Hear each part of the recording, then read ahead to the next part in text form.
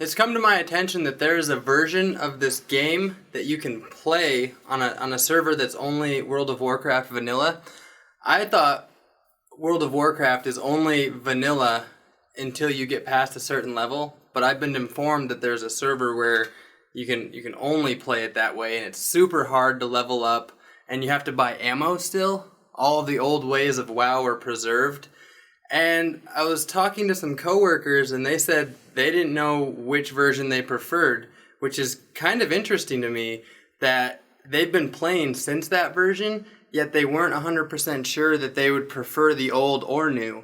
So in that regard, Blizzard's doing something very good. They're appealing to a whole range of people with shorter attention spans and with less passion for the grind of the game and more let's see content and let's see it quick and enjoy ourselves.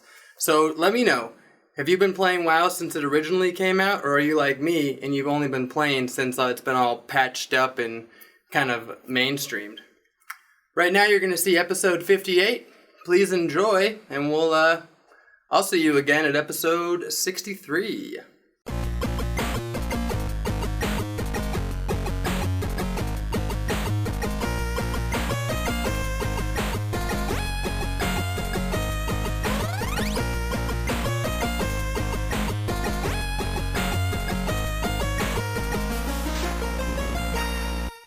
I have 3 different things. I've read them over. I feel like they are all very cool, and I'll read them now. I have Cheat Death, which is passive, which means that a fatal attack against me, something that would kill me, instead reduces me to 7% of my health. And for 3 seconds after that, I take 85% reduced damage. Ooh. And it can't trigger more than once every 90 seconds. So that means that if I'm about to die, and I would normally die, instead I don't die, and I become elusive to... There's a meat. Sorry, I got sidetracked. There's a gray here, and I got it.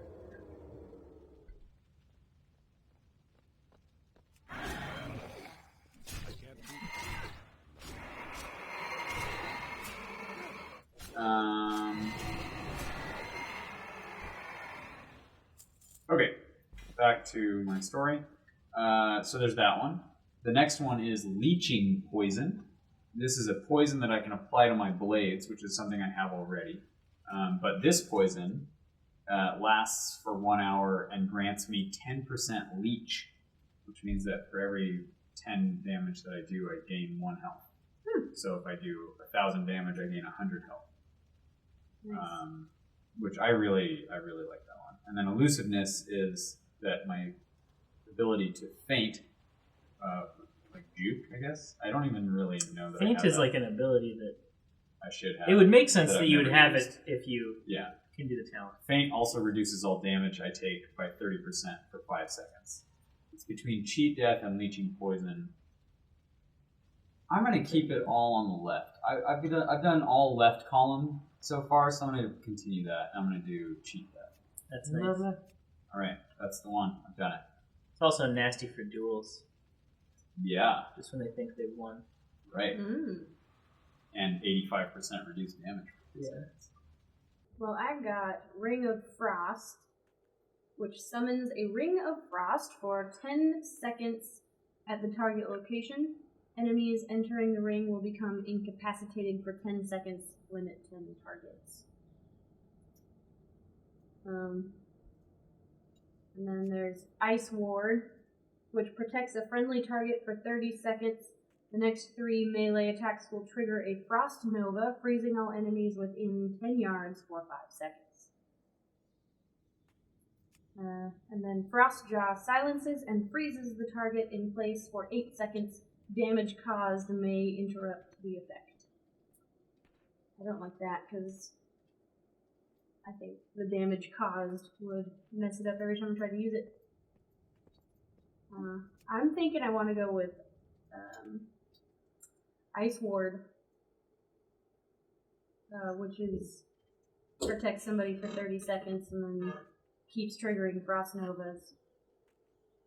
I think that would be Cool. a good choice, so I'm gonna learn it.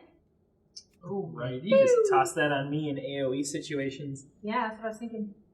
So I have got Surge of Light as my first one. Your healing spells and smite have an 8% chance to make your next flash heal instant and cost no mana. Can accumulate up to 2 charges. That's the one I'm leaning towards. I'll check out the other two. Mindbender grants an improved version of Shadow Fiend. I don't know what that is. That's your little demon guy. Oh. Well. Changes everything. I like that little guy, friend. And generates mana from its attacks. Okay, 1 minute cooldown. Oh, 1 minute cooldown. So the cooldown goes down from 3 minutes to 1.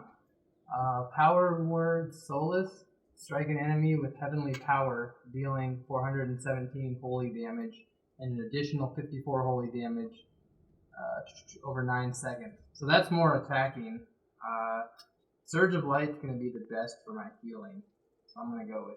Can I pick up Mindbender later? No, it's always going to be a choice between these three.